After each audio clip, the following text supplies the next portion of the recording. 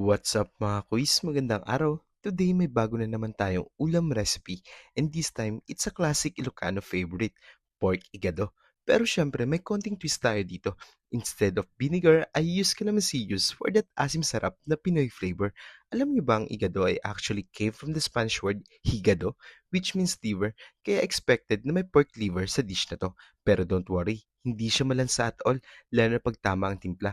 Ito lang ang mga kakailanganan natin dito: pork belly, pork liver, garlic, onion, carrots, patatas, bell pepper, green peas, soy sauce, calamansi juice, paminta at bay leaves.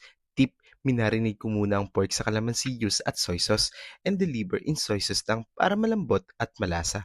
At pinapahuli ko pa lang pagluluto ng liver dito para di siya tumigas. Kaya wag matigas ang ulo. Charot!